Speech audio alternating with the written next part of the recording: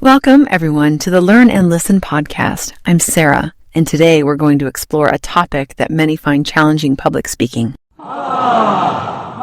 That's right, Sarah.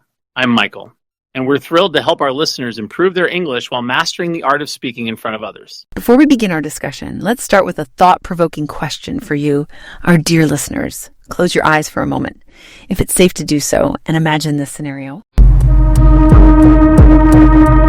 You're standing on a stage facing a large audience. You're about to give an important speech in English. Take a deep breath. Now, how does this situation make you feel? Are you excited, nervous, or perhaps a mixture of both emotions? That's an excellent visualization exercise, Sarah. It really helps our listeners connect with the topic on a personal level. Indeed, Michael. Now, let's begin our journey into the fascinating world of public speaking. Public speaking is a valuable skill that can significantly boost your confidence and open up numerous opportunities in both your personal and professional life. Absolutely. And today, we'll share some key tips to help you become a more effective and confident public speaker in English. Let's start with our first tip. Preparation is key. Sarah, could you explain what we mean by preparation is key? Certainly, Michael. When we say preparation is key, we mean that getting ready beforehand is extremely important for success. In the context of public speaking, this involves several steps. Could you break down those steps for our listeners, Sarah? Of course. First, you need to research your topic thoroughly. This means gathering information from reliable sources and understanding your subject matter deeply.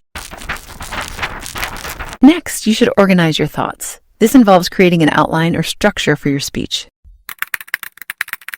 Finally, and this is crucial, you need to practice your delivery. That's a great explanation, Sarah.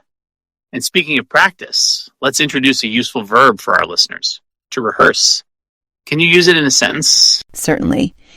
It's important to rehearse your speech several times before the big day. To rehearse means to practice something you're going to perform or present.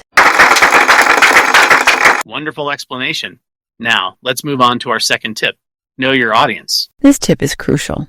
Understanding who you're speaking to helps you tailor your message and choose appropriate language and examples. Exactly. And here's a helpful noun for our listeners: demographics. Sarah, could you explain what this means? Of course, Michael.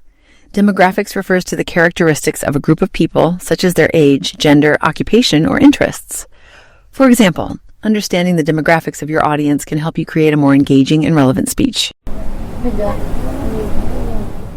Excellent. Now, let's discuss our third tip, which is about body language. Remember, how you stand and move can be just as important as what you say. That's right, Michael. Let's introduce the term nonverbal communication. This refers to all the ways we communicate without using words. Could you give some examples of nonverbal communication, Sarah? Certainly. Nonverbal communication includes facial expressions, gestures, posture, and even the way you dress. For instance, maintaining eye contact with your audience is a form of nonverbal communication that can help you connect with them.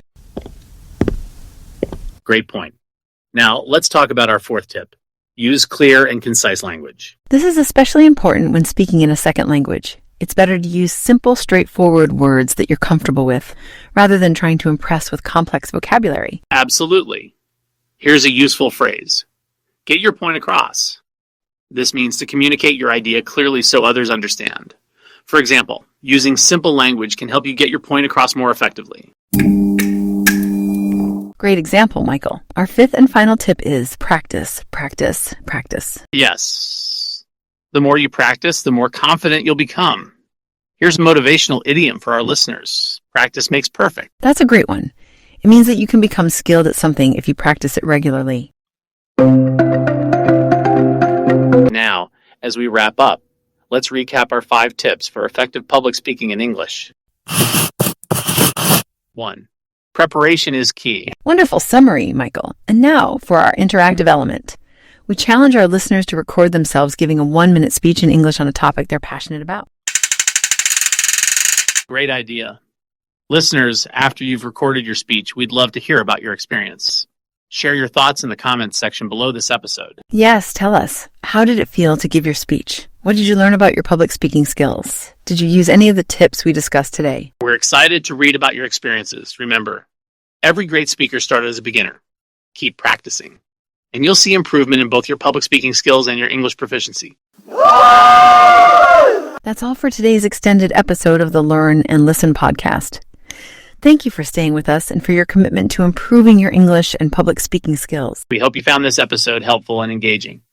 Don't forget to subscribe to our channel for more English learning content. Until next time, keep learning, keep practicing, and most importantly, keep speaking. Goodbye, everyone. Take care.